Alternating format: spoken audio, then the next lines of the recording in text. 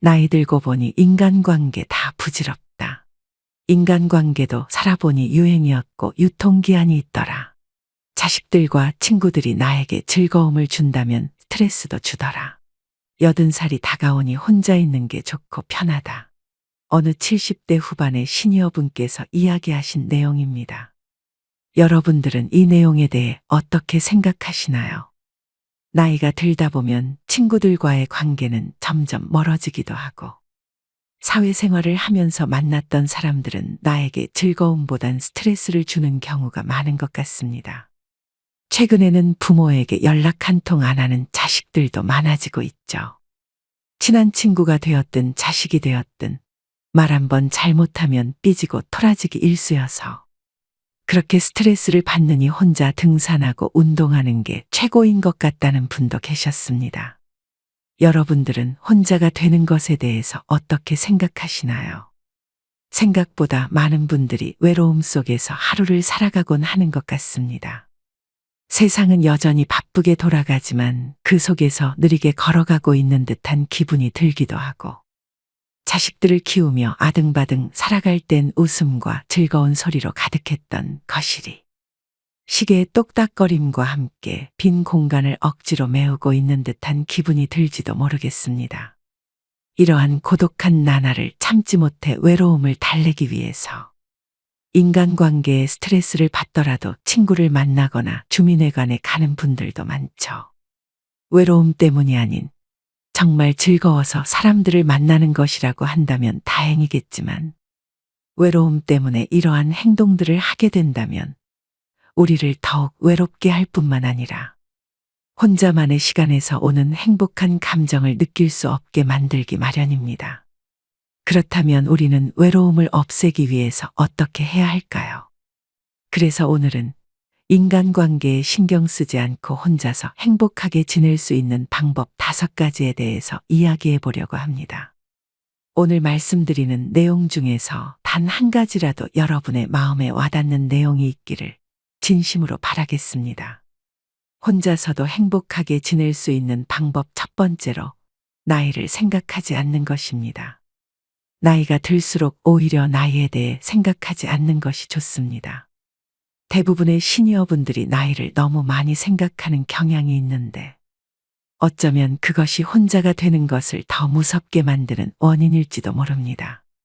많은 시니어분들이 나이를 생각하며 스스로를 제한하고, 이 나이에 내가 무엇을 할 수 있을까와 같이 부정적인 생각에 빠지곤 합니다. 그런데 가만 생각해 보면 나이 때문에 하지 못하는 것은 생각보다 별로 없을 것입니다. 건강을 유지하며 활발하게 생활하는 사람들을 보면 그들이 나이를 뛰어넘어 얼마나 많은 것을 이루고 있는지를 알 수 있죠. 시니어 모델들만 보더라도 나이 불문하고 모두가 되고 싶어하는 모델이 되기도 합니다. 게다가 KFC라는 햄버거 가게를 창업한 할랜드 샌더스라는 사람도 60대에 KFC를 세우기도 했죠. 그 당시 평균 연령을 생각해 보면 현재 평균 연령으로 따졌을 때 70대의 나이에 성공한 거나 마찬가지인 것입니다. 물론 이러한 배경에는 다양한 이야깃거리들이 있겠지만, 우리가 눈여겨봐야 할 것은 그러한 분들이 나이 때문에 포기하지 않았다는 것이죠.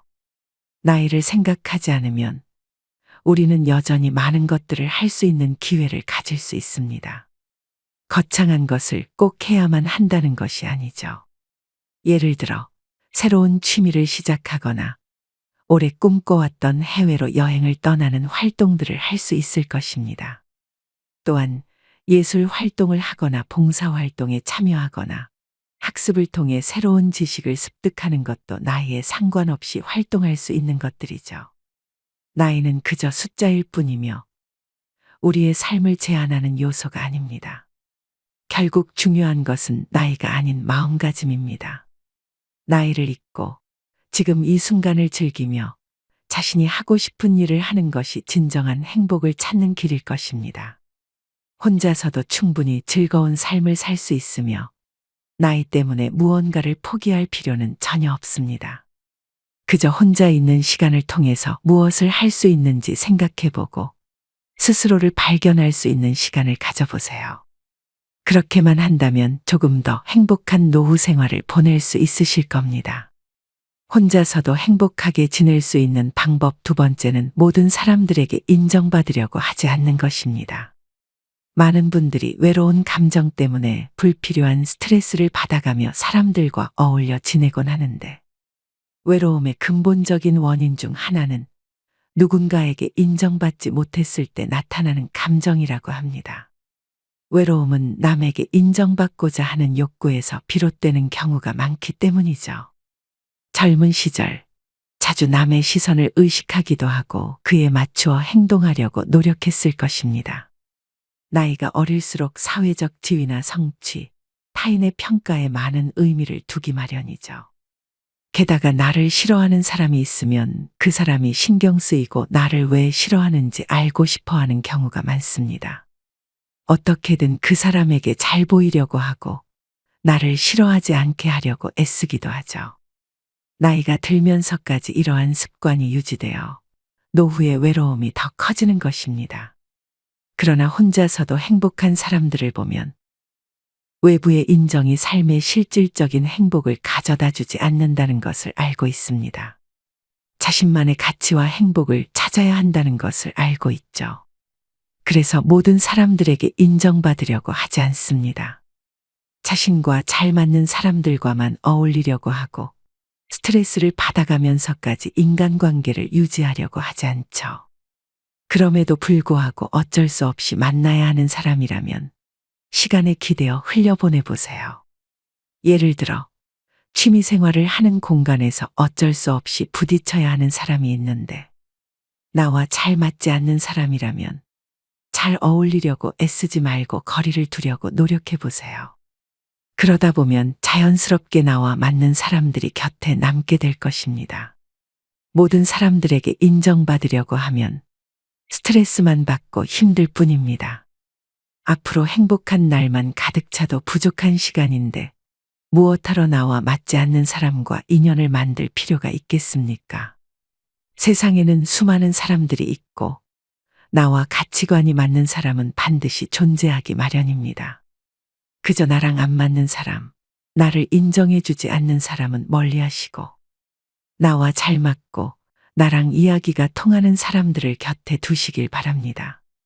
이러한 태도로 살아가다 보면 우리는 충분히 행복한 삶을 살아갈 수 있을 것입니다.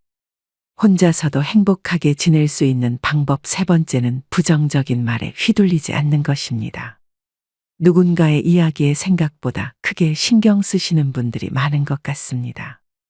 이와 관련하여 한 가지 사연을 들려드리겠습니다. 60대 후반의 김 씨는 면허 때문에 고민이 많았습니다. 최근 뉴스 기사에 따르면 고령자가 낸 사고 때문에 시끌벅적했기 때문입니다. 유튜브를 즐겨보던 김 씨는 그 뉴스에 달려있는 댓글들을 보며 한탄했죠. 나이 든 사람들은 면허 뺏어야 하는 거 아닌가?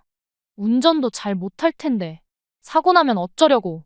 우리 엄마도 면허 반납하라니깐 죽어도 안 하는데 걱정돼서 죽겠음. 이러한 댓글들을 보며 김 씨는 자신도 면허증을 반납해야 하나 생각이 들었습니다. 그러나 나중에 시골에서 살려고 했던 김 씨는 트럭을 몰아야 할 수도 있기 때문에 반납하지 않고 있던 것이었죠.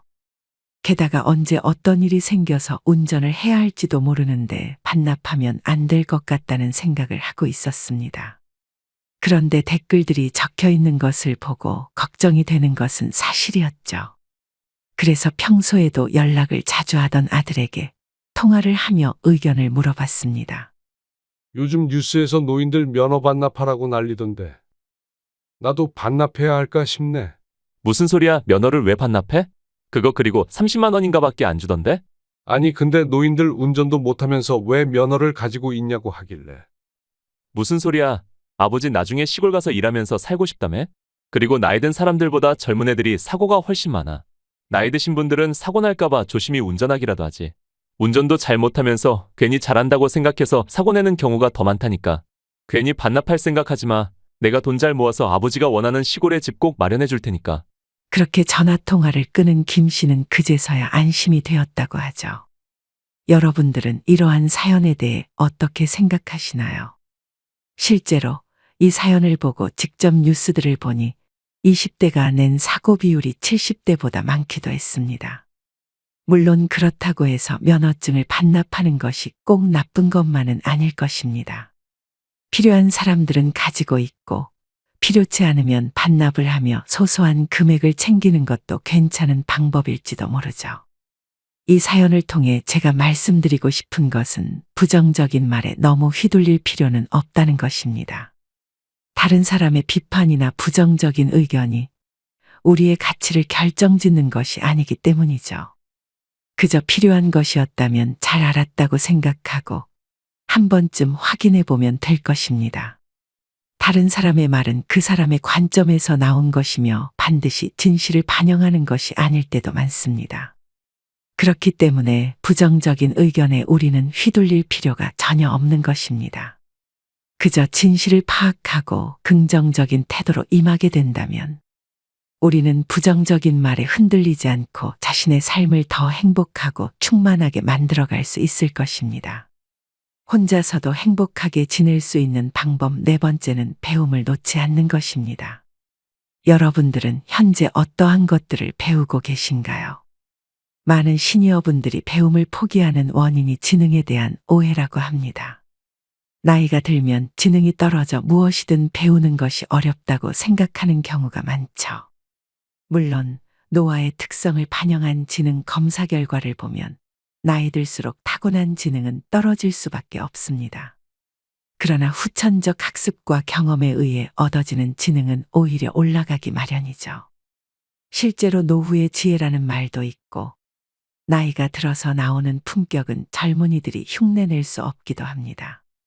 이러한 지능의 변화를 모르고 단순히 나이가 들면 지능이 떨어져 배우기 어렵다고 생각하여 배우려는 의지가 약해지는 경우가 많다고 합니다. 게다가 앞서 말씀드린 첫 번째 이유처럼 나이를 생각해서 배움을 포기하는 분들도 많다고 합니다. 이 나이에 뭘 배우겠어와 같이 부정적인 생각이 머릿속에 가득하여 배우는 것을 포기하는 것이죠. 그렇지만 나이가 들어서도 충분히 배울 것들은 많으며 배움을 통해 노후가 더 행복해질 수 있다는 것을 아셔야 합니다. 나이가 들면 인간관계는 줄어들기 마련이고 그러다 보면 결국 외로움과 싸울 수밖에 없기 때문이죠. 그런데 배우는 것을 포기하지 않는다면 새로운 기회를 만들 수도 있을 것입니다. 예를 들어서 악기를 배운다고 한다면 악기를 통해 새로운 인연을 만날 수도 있을 것이고 나와 잘 맞는 동년배들과 함께 취미 생활을 하며 즐겁게 시간을 보낼 수도 있죠. 기회가 되어 연주단에 들어가 지역대회에 나가게 될지도 모를 것입니다.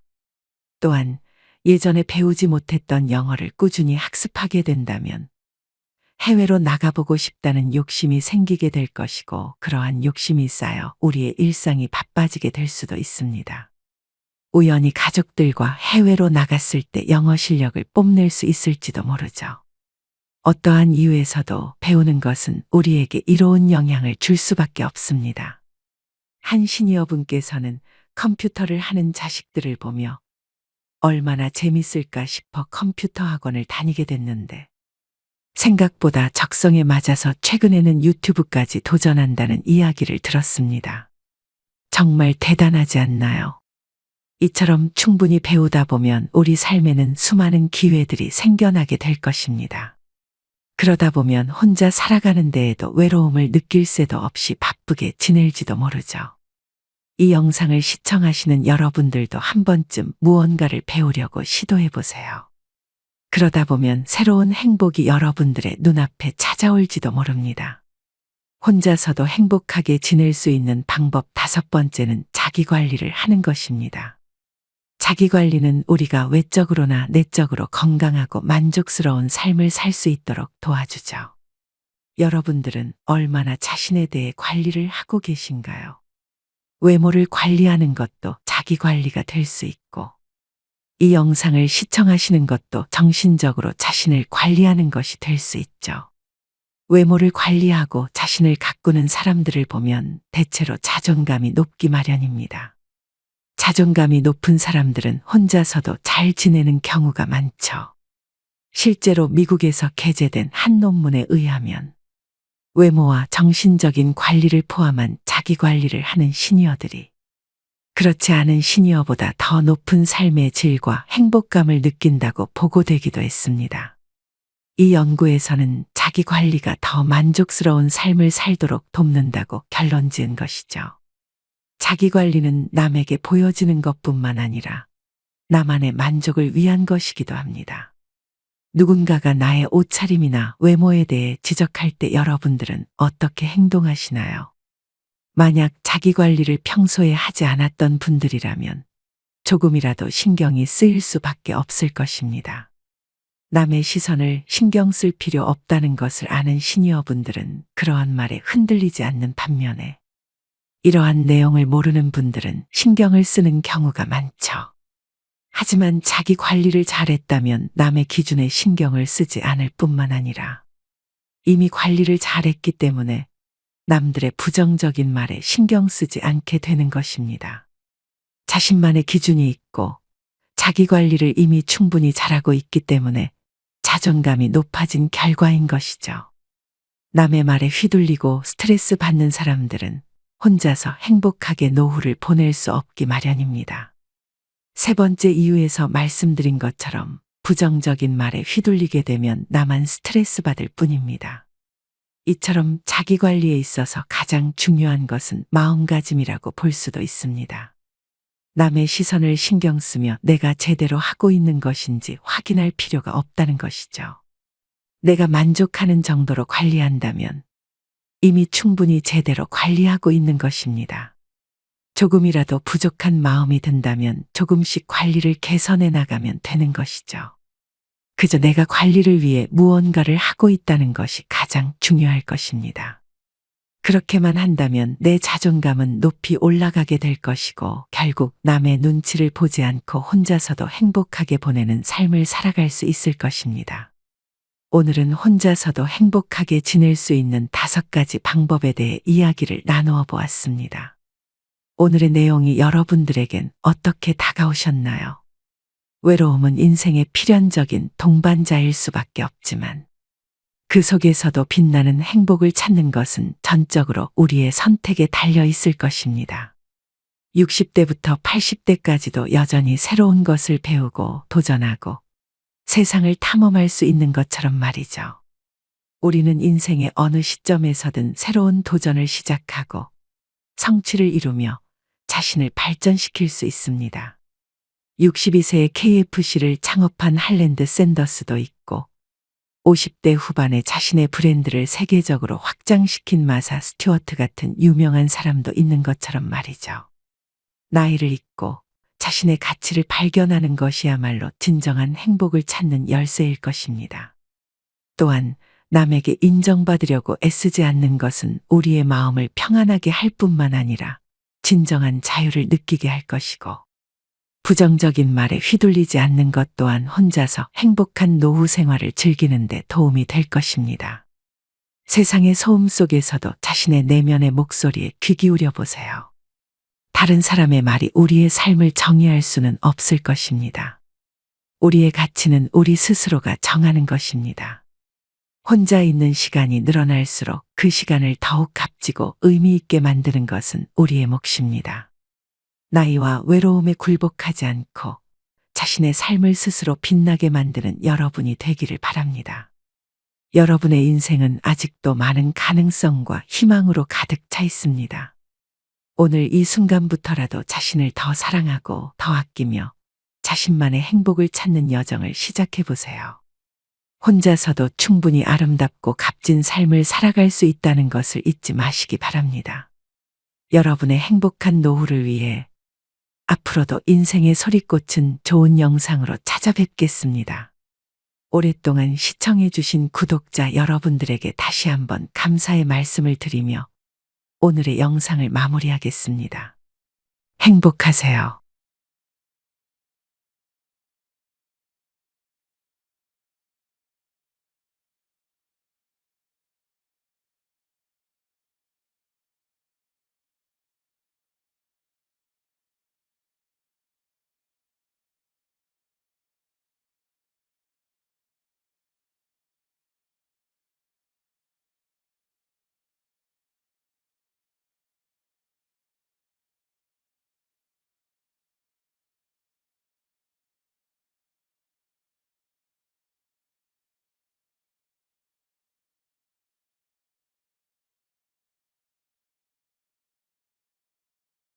여러분은 자식들에게 바라는 점이 있으신가요?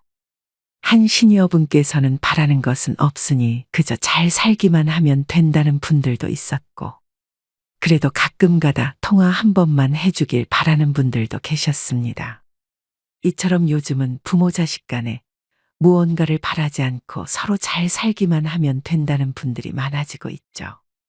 그러나 부모 마음이라는 것이 자식을 남처럼 대하는 것이 쉬운 것만은 아닙니다. 자식들이 아무리 나이를 먹어도 걱정되기 마련이고, 혹여라도 무슨 일이 있을까 싶은 마음은 나이가 들어서도 변하지 않죠. 게다가 그뿐일까요? 자식들이 집으로 놀러 올 때면 무료했던 일상이 재밌게 느껴지기도 하고, 손주들을 데리고 올 때면 자식이 어렸을 때보다 더 이뻐 보이기까지 할 때가 많죠. 그러다 보니 자식들과 남처럼 살라는 이야기는 현실성이 없게 느껴질 때도 많은 것 같습니다. 여기 70대 김씨 할머니도 같은 마음이었죠. 그래서 자식들과 함께 살게 되었는데 다시 시골로 내려와 혼자 살게 되었다고 합니다. 무슨 사연이 있었던 걸까요? 70대 김씨 할머니는 남편을 일찍 여의고 홀로 아들을 키웠습니다. 힘든 세월을 보내면서도 김씨 할머니는 아들을 위해 모든 것을 헌신했죠. 그녀는 아들을 대학까지 보낸 후 모아둔 돈으로 조용한 시골에 작은 집을 마련했습니다. 소소하게 농사일을 하며 지내던 김씨 할머니는 그곳에서 평안하게 살고 있었죠. 그러던 어느 날 김씨의 무릎이 심하게 아프기 시작했습니다. 병원을 찾은 그녀는 의사에게 앞으로는 절대 무리하지 말라는 진단을 받았죠. 무슨 일을 하셨길래 무릎이 이렇게 상하셨어요? 당분간은 절대 무리하지 마시고 안정을 취하셔야 해요.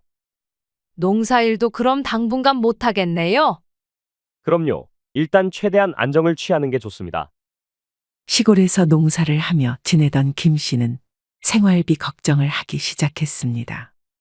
농사일을 하지 않아도 연금과 같은 것들은 들어오긴 했지만 그 돈으로는 턱없이 부족했기 때문이었죠.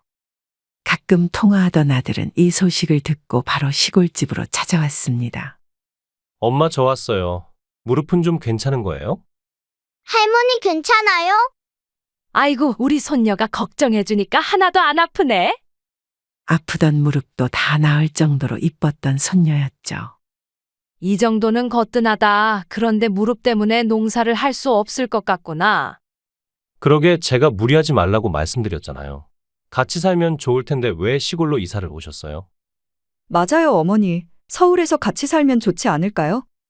무릎이 원래 안 좋았던 김 씨는 시골에 이사하기 전 아들에게 같이 살자는 권유를 받았었죠. 그러나 자식들과 같이 사는 친구들이 고생하는 것을 보고 결국 시골로 내려왔던 것이었습니다. 같이 살면 이 늙은 애미 모신다고 너희가 얼마나 불편하겠냐? 에이 무슨 소리예요 엄마. 애 엄마도 같이 살기를 얼마나 바란다고요. 그리고 같이 살면서 애도 가끔씩 봐주면 저희도 훨씬 좋죠. 맞아요, 어머니. 하나도 안 불편해요. 민지도 어머님 많이 좋아하고요. 농사일도 할 수 없고 작은 가게라도 차려야 하나 고민하던 김 씨였기에 같이 살기로 마음먹었습니다. 게다가 어여쁜 손녀를 보고 마음이 바뀌게 된 것이었죠. 그래, 너희가 괜찮다면 나도 그렇게 해보마. 할머니랑 같이 사는 거야? 신난다. 그렇게 함께 살기로 한 이후 시골집을 처분하여 생긴 자금과 아들의 전세 자금을 합쳐 새로운 집을 장만하게 되었습니다. 그러나 문제는 여기서부터 시작되었죠. 아들과 며느리는 점점 손녀를 김 씨에게 맡기기 시작한 것이었습니다. 오늘 중요한 약속이 있어서 좀 늦을 것 같아요. 애 엄마랑 먼저 식사하세요. 네 애 엄마도 좀 늦는다던데? 민지랑 먼저 먹으마. 그래요? 알겠어요. 전 밥 먹고 들어갈 테니 신경 쓰지 마세요. 그래, 알겠다. 이러한 비슷한 상황이 반복되자 아이를 어떻게 지금까지 키웠는지 의문이 들은 김 씨였습니다. 이렇게 바빠서 나랑 같이 살자고 했던 거구만. 김 씨는 아들이 아이를 봐줄 사람이 없어서 같이 살자고 했던 거라 생각했죠. 그래도 이쁜 손녀를 보며 그 정도는 충분히 해줄 수 있다고 생각한 김 씨였습니다. 민지야, 우리 산책이나 나갈까? 산책이다, 산책. 공원으로 손녀와 함께 산책을 나가기로 한 김씨였습니다. 그렇게 손녀와 함께 공원을 돌고 있던 도중 아들과 며느리가 함께 있는 것을 목격하게 되었죠. 너희들 여기서 뭐 하니? 아, 저희 방금 역 앞에서 마주쳤어요. 퇴근길에 마주쳤지 뭐예요? 난 너희가 하도 안 오길래 민지가 하도 놀자고 해서 산책 나온 길이다. 감사해요, 어머니. 이제 저희 들어가요. 조금 찜찜한 기분이 들었던 김씨였지만 그냥 넘어가기로 마음먹었죠. 괜히 아들과 며느리를 의심하기는 싫었던 김씨였습니다. 그런데 그날 이후 이상하다고 생각이 들 만큼 아들과 며느리는 집으로 일찍 들어오는 날이 많아졌습니다. 너희 요즘 일찍 들어오네? 바쁘진 않은 거니? 바쁜 거 다 끝나서 앞으로는 일찍 들어올 수 있을 것 같아. 그렇다면 다행이구나. 얼른 밥 먹어야지. 내가 저녁 차려주마. 아니야, 엄마. 이미 배달시켰어. 뭐라고? 또 배달을 시켰어? 아들은 틈만 나면 배달 음식을 시켜 먹곤 했고 그러한 점이 김씨에게는 마음에 들지 않았습니다. 매일같이 배달 음식만 시켜 먹고 그러면 몸에 얼마나 안 좋은데. 그리고 그렇게 매일 시켜 먹으면 돈은 어떻게 모으려고 그러니?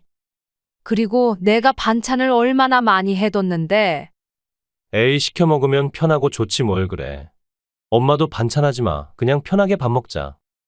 김씨는 몸에 안 좋다며 잔소리를 했지만 며느리와 아들은 귀담아 듣지 않았죠. 그러던 어느 날 잠기가 밝은 김씨는 속닥거리는 소리에 잠에서 깼고 아들과 며느리가 거실에서 하는 이야기를 우연히 엿듣게 되었습니다. 여보, 언제까지 같이 살아야 해? 나도 이제 민지 내가 키우고 싶은데? 밖에 나가서 일하는 척 엄마 집에 가 있는 것도 이제 힘들어. 좀만 기다려봐. 그렇다고 갑자기 이야기하면 이상하잖아. 아무리 그래도 벌써 오랜 시간이 지났단 말이야. 이제 슬슬 이야기하자. 응? 그들은 김씨 할머니 몰래 무언가를 이야기하고 있었습니다. 나도 그러고 싶은데 아직 마땅한 곳을 못 찾았어. 다 너무 비싸던데. 그냥 저번에 본 요양원으로 하자니깐 거기가 제일 가격도 저렴하고 사람들도 친절하더만. 그리고 이제 더 이상 잔소리 듣는 것도 짜증나. 반찬도 맛없어서 매일 시켜 먹어야 하고. 김씨 할머니는 이러한 이야기를 듣고 큰 충격을 먹을 수밖에 없었습니다. 아들과 며느리는 전세집이 아니라 자신들의 집을 구하기 위해 김씨의 돈이 필요했던 거였고 같이 살다가 김씨를 요양원에 보내려고 했던 것이었습니다. 우선 조금만 더 찾아보자. 그래도 괜찮은 곳은 찾아드려야 할 거 아니야. 김씨는 이야기를 듣다가 몰래 다시 침대에 누웠습니다. 그리고는 감정이 솟구쳐서 눈물을 흘릴 수밖에 없었죠. 아들에게 배신당했다는 생각에 마음이 너무 아팠던 것이었습니다. 슬픈 김씨는 그럼에도 불구하고 모른 척하며 우선 지내보기로 하였습니다. 아들이 지금까지 얘기하지 않은 것을 보면 며느리를 설득하려고 하는 것일 수도 있다는 생각이었죠. 그래서 김씨는 특별한 일이 있지 않은 이상 먼저 이야기를 꺼내지 않기로 한 것이었습니다.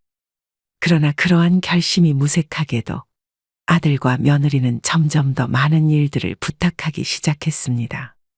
세탁부터 집안 청소까지 모든 집안일을 며느리는 하지 않는 것이었죠. 어머니 정말 죄송해요. 제가 일하느라 너무 힘들어서 도와드리질 못하네요. 며느리는 김씨 앞에서는 이렇게 착한 척 이야기하였지만 김씨는 며느리가 일을 하지 않고 본가에 가 있다는 것을 알고 있었죠.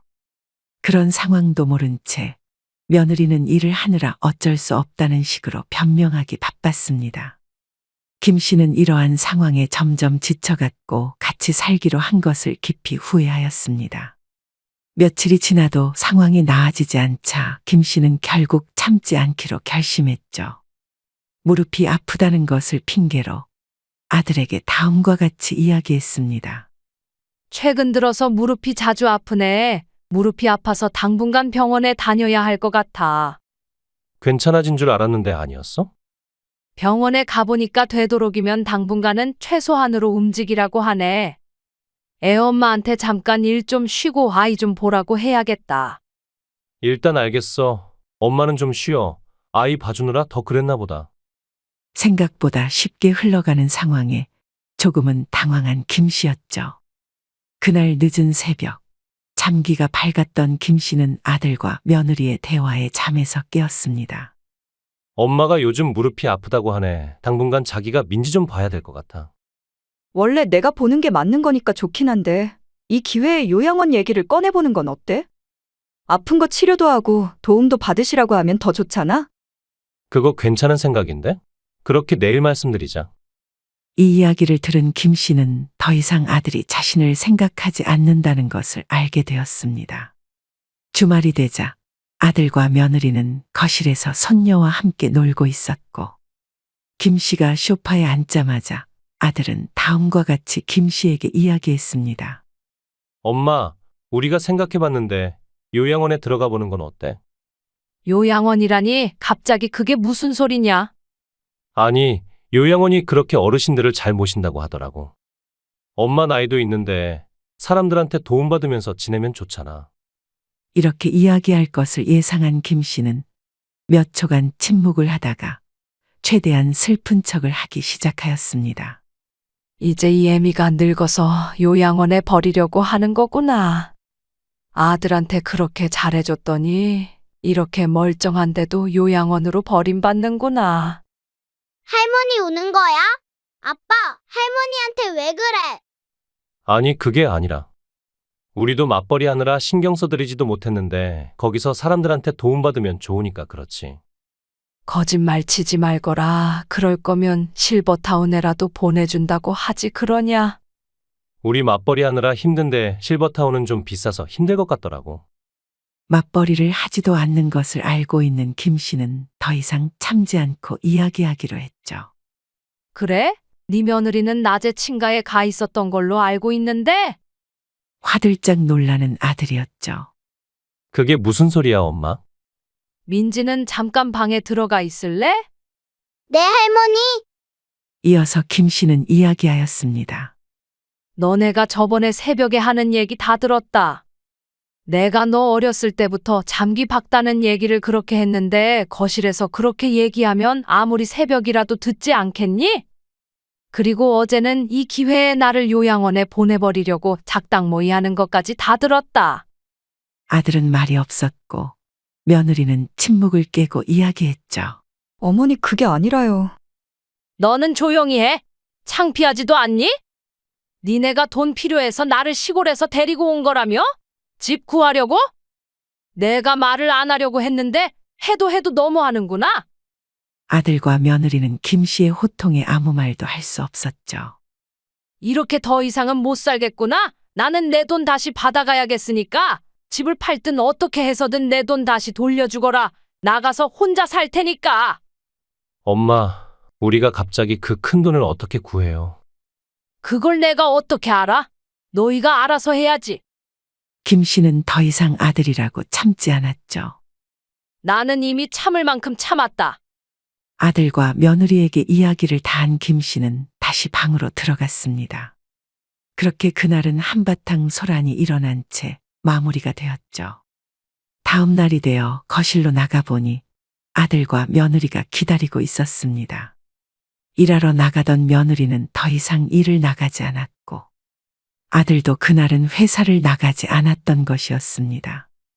기다리고 있던 아들과 며느리를 보고 마음이 조금 누그러진 김 씨였으나 아들과 며느리는 해서는 안 되는 말을 한 것이었습니다.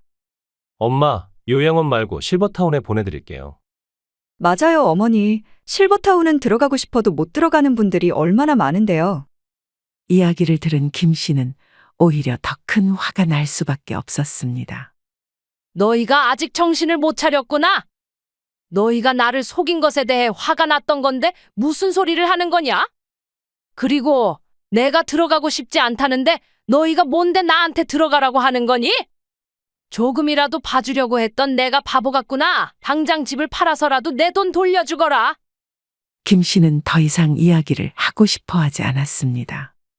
무언가 잘못되었다는 것을 느낀 아들은 방에 들어가 엄마에게 용서를 구했죠. 엄마, 내가 생각이 짧았어요. 미안해요.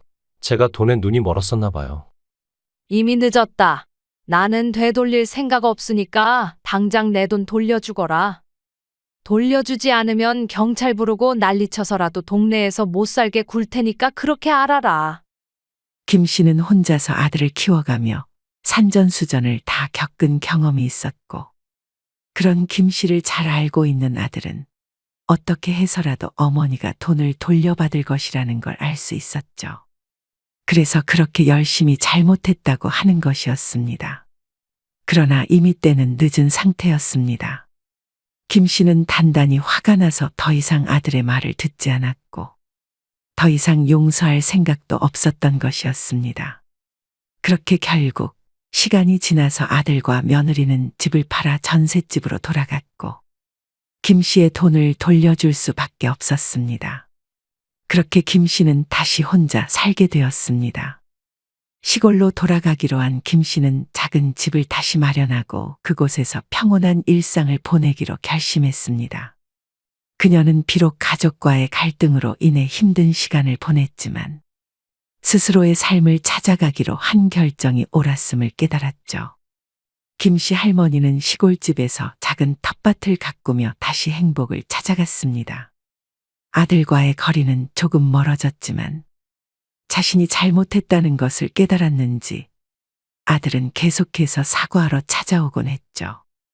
매정하지 못했던 김 씨는 아들의 진심 어린 사과를 받아주었고, 그런 아들은 손녀와 함께 가끔 찾아오기도 하였습니다. 오히려 함께 살았을 때보다 더 관계가 좋아진 것이었죠. 김 씨 할머니의 사연에서 느낄 수 있는 것처럼 자식과의 관계가 꼭 가까워야 되는 것은 아닌 것 같습니다. 여러분들은 오늘의 사연을 듣고 어떻게 느끼셨나요? 자식들과의 관계란 참으로 어려운 것 같습니다. 나이가 들수록 멀어지는 관계인 것 같다가도 아프거나 무슨 일이 있으면 가장 먼저 걱정해주는 존재이기도 하죠. 게다가 부모의 마음이라는 것이 자식들이 서운하게 할 때는 한없이 밉다가도 진심 어린 사과를 하면 용서를 해줄 수밖에 없기도 합니다. 부모가 자식을 사랑하는 마음은 어느 무엇도 이길 수 없다고 하니까요. 그럼에도 불구하고 자식과 함께 사는 것은 한 번쯤 고민해 볼 필요가 있는 것 같습니다. 부모가 자식과 함께 사는 것이 항상 좋은 선택은 아닐 수 있기 때문입니다. 오히려 독립적으로 살면서 서로의 삶을 존중하는 것이 더 나은 경우가 많습니다. 김 씨 할머니의 사연만 보더라도 원래부터 부모 자식 간의 관계가 좋았는데 반해 같이 살면서 틀어지기도 했죠. 그러다가 다시 떨어져서 지내니 관계가 회복되기도 했습니다. 물론 이 사연을 들으면서 어떤 누군가는 자식들을 위해 요양원에 가야 한다고 생각할지도 모르겠습니다. 하지만 내 인생을 자식들이 살아주는 것은 아니죠. 내가 건강하고 충분히 혼자서도 살아갈 수 있는 능력이 있다면 자식들을 위해 희생하는 것은 더 이상 하지 않아도 될 것입니다. 여러분에게 남은 인생은 행복으로 가득 차도 부족하기 때문이죠. 여러분의 인생은 이제부터가 진정한 꽃을 피울 시기입니다.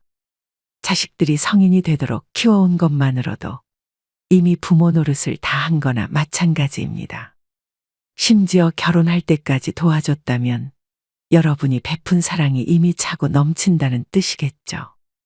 이 정도까지 뒷바라지를 했다면 더 이상 도움을 주지 않으셔도 괜찮습니다. 편안하게 여러분의 삶을 살아갈 자격이 충분히 있는 것이죠. 혹시라도 이 영상을 시청하시는 분들 중에서 자식들에게 아직까지 도움을 주고 계신 분들이 있다면 지금부터라도 조금씩 자신을 위해 시간을 사용해 보는 것은 어떨까요? 여러분의 마음속에 잠들어 있던 꿈을 깨워보세요. 새로운 취미를 찾고 세상 곳곳을 탐험하며 잃어버렸던 자신만의 시간을 되찾아 보세요. 행복한 노후는 먼 곳에 있는 것이 아닙니다.